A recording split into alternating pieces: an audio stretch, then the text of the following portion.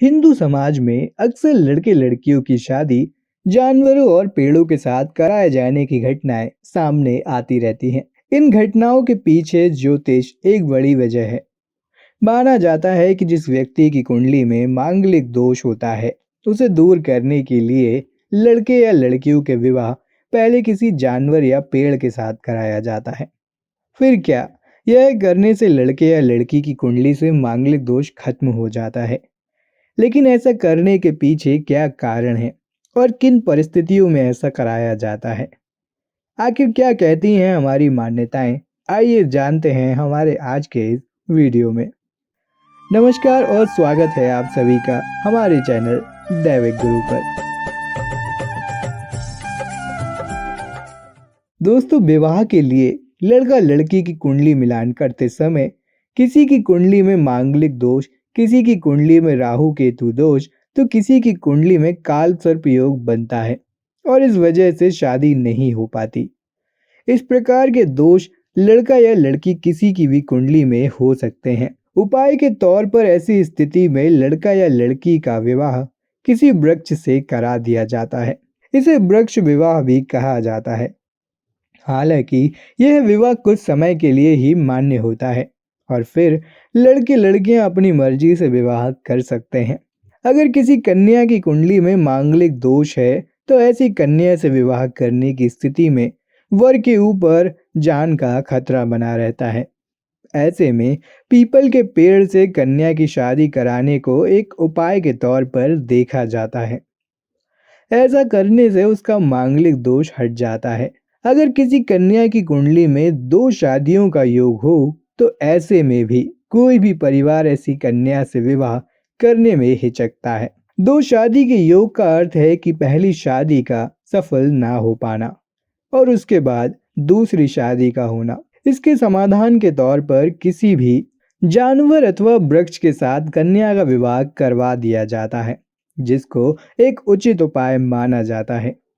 वहीं अगर किसी कन्या की कुंडली में ऐसा बताया जाता है कि शादी के बाद कन्या का मन स्थिर नहीं रहेगा या फिर कुछ समय बाद ही उसके मन में ऐसे ख्याल आने लगेंगे कि यह वर उसके लिए सही नहीं है, तब कुंडली में ज्योतिषियों द्वारा ऐसी बातें बताए जाने पर कन्या का विवाह पेड़ अथवा किसी जानवर से करा दिया जाता है।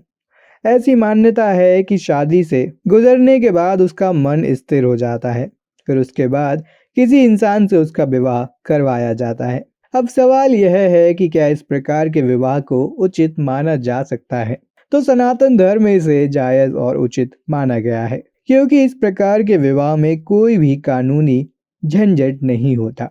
पवित्र वृक्ष पीपल और बरगद में ब्रह्मा और त्रिदेव का वास होने के कारण कन्या के दोष हट जाते हैं और शादी में आने वाली अड़चनें दूर हो जाती हैं। दोस्तों, इसके अतिरिक्त मंगल दोष को कम करने के लिए विवाह से पूर्व 3 और प्रकार के विवाह देखने को मिलते हैं, जिनमें लड़कियों के लिए कुंभ विवाह, विष्णु विवाह और अश्वत्थ विवाह मंगल दोष के सबसे अधिक प्रचलित उपाय हैं। अश्वत्थ विवाह को ही पीपल पेड़ से विवाह कहा जाता है। गीता में लिखा है, वृक्ष नाम साक्षात अश्वत्थो हम, यानी कि वृक्षों में मैं पीपल का पेड़ हूँ। अश्वत्थ विवाह अर्थात पीपल या बरगद के वृक्ष से विवाह कराकर विवाह के पश्चात उस वृक्ष को कटवा देना। क्योंकि यह प्रतीकात्मक विवाह होता है, तो इसके लिए पीपल का छोटा पौधा भी उपयोग में लाया जा सकता है। लेकिन ध्यान रहे कि कई बार अश्वत्थ विवाह केले, तुलसी, बेर आदि के पेड़ से भी करवाए जाते हैं, जो कि शास्त्र सम्मत नहीं है। दूसरा विवाह होता है विष्णु प्रतिमा विवाह। भगवान विष्णु की स्वर्ण प्रतिमा होती है, जिसका अग्नि उत्तारण कर प्रतिष्ठा पश्चात वैवाहिक प्रक्रिया संकल्प सहित पूरी करना शास्त्रोक्त माना गया है, यानी कि शास्त्रों के अनुसार। और इसी तरह कुंभ विवाह भी होता है।